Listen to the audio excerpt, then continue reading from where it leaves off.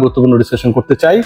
মুস্তাফিজুর রহমানের যে ট্যাগলাইনটা দেখছেন আপনারা, যে আপকামিং আইপিএল এ তিনি কোন দলে খেলবেন এবং সেখানটায় কলকাতা নাইট রাইডার্সকে নিয়ে হুট করে কেন আলোচনা করা হচ্ছে, স্পেসিফিক ভাবে কলকাতা নাইট রাইডার্স বা বাংলাদেশের মানুষের সবচেয়ে কাছের দল, সবচেয়ে কাছের রাজ্য পশ্চিমবঙ্গের যে দলটা রাজধানী কলকাতা, সেই কলকাতা নাইট রাইডার্স বাংলাদেশের মানুষের সবচেয়ে প্রিয় অভিনেতাদের একজন, তাদের লাইফ টাইম শাহরুখ খানের যে দল, সেই দলে মুস্তাফিজুর রহমানের খেলার প্রবল সম্ভাবনা রয়েছে। এবং সব যদি ঠিক থাকে 16 ডিসেম্বরের নিলামে, অর্থাৎ এখন থেকে আর মাত্র 5 দিন পরে যে নিলামটা আবুধাবিতে অনুষ্ঠিত হবে, সেখান থেকে 32 জন বিদেশি ক্রিকেটারকে নেয়ার নিলামে বিট করার সুযোগ থাকছে 10টা ফ্র্যাঞ্চাইজি। এবং সেই 32 জন ক্রিকেটারের মধ্যে বাংলাদেশের যেই সুযোগটা রয়েছে পিক হওয়ার ক্ষেত্রে মুস্তাফিজুর রহমান সবচেয়ে বেশি এগিয়ে, এবং তার ক্ষেত্রে Kolkata Knight Riders is going to be the probable franchise. এই আলোচনাটা আমি কেন করছি, যৌক্তিক কারণে করছি এবং সেই যুক্তিগুলো আপনাদের সাথে বলতে চাই। আমি যদি আপনাদের সাথে শেয়ার করি, খুব ইন্টারেস্টিং পার্ট যেটা, যে আপকামিং যে নিলামটা রয়েছে সেই নিলামে কলকাতা নাইট রাইডার্স দে আর আ টিম, যেই দলটার আসলে অপরচুনিটি রয়েছে, আমার কাছে যে তথ্য রয়েছে সেই তথ্যের ভিত্তিতে আমি যদি বলি, তাতে সর্বোচ্চ 5 জন বিদেশি ক্রিকেটারকে তারা দলভুক্ত করতে পারবে, 6 জন বিদেশি। ইনফ্যাক্ট কলকাতা নাইট রাইডার্স এর হাতে রয়েছে প্রায় 65 কোটি রুপি, এবং এই 65 কোটি রুপিতে কলকাতা নাইট রাইডার্স কে কিনতে হবে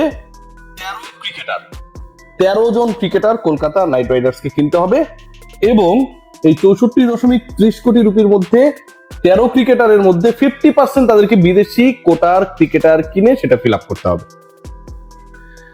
আপনার 31 জন বা 32 জন বিদেশি ক্রিকেটারকে দলগুলো কিনবে, তার 6টাই কিনতে হবে কলকাতা নাইট রাইডার্সকে।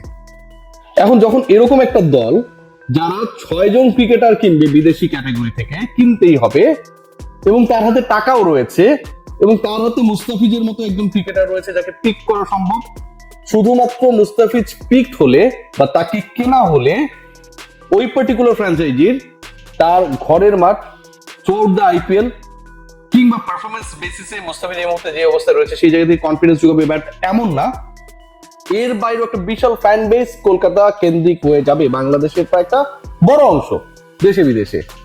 সো ওভারঅল যখন আপনি 6 জনকে পিক করবেন এবং সেই 6 জনের মধ্যে বাংলাদেশের 7 জন ক্রিকেটার যারা বিদেশির 110 জন বিদেশি নিলামে উঠবে তাদের মধ্যে 7 জন রয়েছেন, সেই 7 জন ক্রিকেটারের একজন মুস্তাফিজুর রহমান তার পিক হওয়ার সম্ভাবনা সবচেয়ে বেশি। কয়েকটা কারণ রয়েছে আপনারা জানেন। প্রথমত, যেটা কলকাতাকে এমন না যে একটা দুইটা ক্রিকেটারই নিতে পারবে, তারা নিতে পারবে 6 ক্রিকেটার। এমন না ক্রিকেটার তাদের এই 6 ক্রিকেটার নেয়ার জন্য হাতে রয়েছে 15 কোটি 20 কোটি রুপি, তাও না, সবচেয়ে বেশি বাজেট রয়েছে তাদের হাতে। সো এটা একটা কারণ। দ্বিতীয় কারণটা খুবই ইন্টারেস্টিং। মুস্তাফিজের আইএল টি20 পারফরমেন্স যদি আপনারা দেখেন, সেখানে যে পারফরমেন্স করছেন, এবং এই টুর্নামেন্টে অনেকগুলো ফ্র্যাঞ্চাইজির মালিকানার সাথে কিন্তু ভারতীয়রা জড়িত। আইপিএল ফ্র্যাঞ্চাইজি গুলোর সাথে যারা জড়িত কোওনার হিসেবে কাজ করে, তারা কিন্তু আইএল টি20 দলগুলোরও কোওনার। ওইখানটায় মুস্তাফিজের সবশেষ পারফরমেন্স যদি আমরা বলি, যে অসাধারণ খেলেছেন। গতকালের আগ পর্যন্ত যে পারফরমেন্সটা ছিল, 42টা বল করেছেন, 24টা ডট দিয়েছেন, 4টা উইকেট নিয়েছেন, এক কথায় অসাধারণ।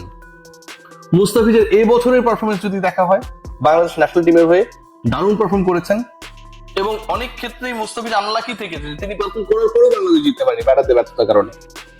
মুস্তাফিজুর রহমানের লাস্ট আইপিএল এ রিপ্লেসমেন্ট ক্রিকেটার হিসেবে যখন খেলতে গেলেন দিল্লিতে, সেখানকার পারফরমেন্স যদি আপনারা দেখেন, সবগুলো জায়গায় মুস্তাফিজুর রহমান তার টপ নচ ফর্মে রয়েছেন। এবং 2 কোটি রুপি ভিত্তিমূল্যের মুস্তাফিজ এবার আমার কাছে মনে হয় যে যথেষ্ট বিডিং হবে তাকে নিয়ে। তার ভিত্তিমূল্যের থেকে মোটামুটি 2 গুণ 3 গুণ যদি প্রাইসে বিক্রি হয়, সেটা আসলে অবাক হওয়ার কোনো কারণ থাকবে না।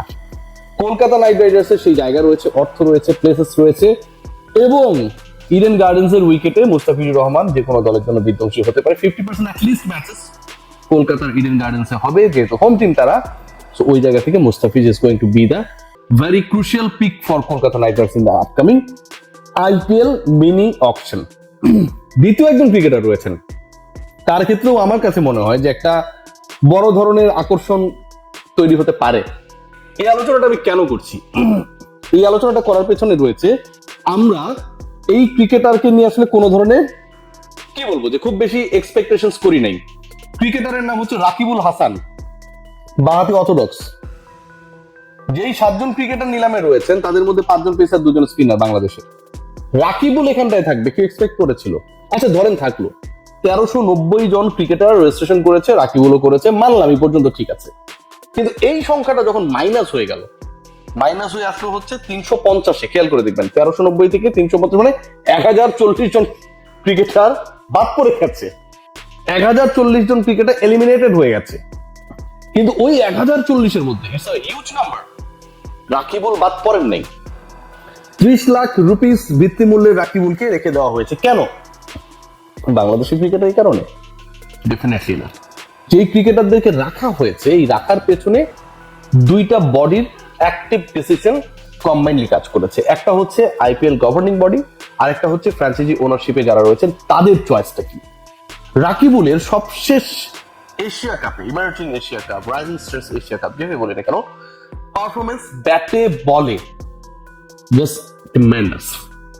রাকিবুলের ওই পারফরমেন্সটা এবং বাংলাদেশ দল শেষ পর্যন্ত end of the day champion হতে পারে নাই, পাকিস্তানের বিপক্ষে হেরে গেছে, সুপার ওভার নিয়ে অনেক প্রশ্ন ছিল, but the way Rakibul played throughout the tournament, the Rakibul played against India, ইন্ডিয়ানদের কাছে সেটা ম্যাটার করে। তাদের বয়স ভিত্তিক দলে অনেক ক্রিকেটার কিন্তু ওই 240 জন যারা আসলে নিলামে উঠবেন, অধিকাংশই আনক্যাপড, অধিকাংশ ন্যাশনাল টিমের হয়ে কখনো খেলেন নাই, সেই ক্রিকেটাররা কিন্তু রাকিবুল ক্যাটাগরির ক্রিকেটার। সো রাকিবুলকে রাখা হয়েছে প্রথমত ফ্র্যাঞ্চাইজিগুলোর আগ্রহের একটা ব্যাপার রয়েছে, দ্বিতীয় তার last performance rising stars Asia cup, third যে পয়েন্ট তার প্রাইস হচ্ছে 30 লাখ রুপিস। 30 লাখ রুপিস, যে দলটা 64 কোটি রুপি নিয়ে নামবে নিলামে, যে দলগুলো 45 কোটি রুপি নিয়ে নামবে, 17-18 কোটি রুপি নিয়ে নামবে নিলামে, তাদের জন্য 30 লাখ রুপি দিয়ে একজন রাকিবুলকে পিক করা is not going to be a very tough task. So রাকিবুলের ব্যাপারে আপনারা মানেন আর না মানেন, এবারের নিলামে একটা চমক হতেও পারে। বাংলাদেশ ন্যাশনাল টিমের হয়ে খেলার সেভাবে সৌভাগ্য না হওয়া একজন ক্রিকেটার আইপিএল এ যদি পিক হয়ে যান, তাহলে আমি অন্তত অবাক হব না, এবং এটা টোটালটাই হবে অ্যাকর্ডিং টু হিজ পারফরম্যান্স, তার লাস্ট পারফরম্যান্স অনুযায়ী। What about Rishad? আমার কাছে মনে হয় একটা বিগ অপরচুনিটি রয়েছে। অনেকেই বলছে বিগ ব্যাশে ভালো করলেই রিশাদ আইপিএল এ সুযোগ পাবে। নো ভাই, মানে আইপিএল এর নিলাম 4-5 দিনের মধ্যে হবে, রিশাদ বিগ ব্যাশ খেলবে পুরো 1 মাস ধরে। সো বিগ ব্যাশের পারফরমেন্সের পরে যদি নিলামটা হতো, তাহলে বিগ ব্যাশে রিশাদ কি করলো সেটার উপর ভিত্তি করে হয়তো আমরা বলতে পারতাম যেখানে রিশাদ ভালো করেছে দেখে আইপিএল এ পিক হবে। বিগ ব্যাশে রিশাদ ভালো করার আগেই, বিগ ব্যাশ মিশন শেষ হওয়ার আগেই আলটিমেটলি আইপিএল নিলাম শেষ হয়ে যাবে, মিনি অকশন শেষ হয়ে যাবে। বাট রিশাদের যে পারফরমেন্স, ন্যাশনাল টিমের হয়ে 33 উইকেট, ক্যালেন্ডারে সবচেয়ে বেশি বাংলাদেশিদের মধ্যে, মানে লাস্ট ইয়ারে 33টা উইকেট পেয়েছেন তিনি। সেকেন্ড হাইস্ট উইকেট টেকার তার থেকে 10-11 উইকেট কম। ইকোনমিক্যাল ছিলেন, ক্লিনিক্যাল ছিলেন, মোমেন্টাম শিফটার ছিলেন। সো অনেকগুলো প্লেসেস রয়েছে যেখানটায় Rishad Hossain ultimately did pretty good. Leggie এটা একটা বড় plus point, he has the control over ball, এটাও আরেকটা বড় পয়েন্ট। সো আমার কাছে মনে হয় মুস্তাফিজুর রহমানের আলটিমেট অ্যাড্রেস হতে যাচ্ছে upcoming BPL for the first time in Kolkata Knight Riders, কারণ they have to pick 6 foreign cricketers, overseas cricketers at least. So ওই জায়গা থেকে মুস্তাফিজ একটা বড় সুযোগ রয়েছে। Also they have a big bucket to spend. আর একই সাথে রাকিবুল এবং রিশাদের ব্যাপারে I have some hope. Great কেউ সবাই ভালো থাকবেন। আইপিএল আপডেটস গুলো, আমার শরীরটা ভালো না, কন্টেন্ট করতে গিয়ে অনেক কষ্ট হলো, আপনাদের জানিয়ে দেবো, সব আপডেট জানাবো ইনশাআল্লাহ। Take care.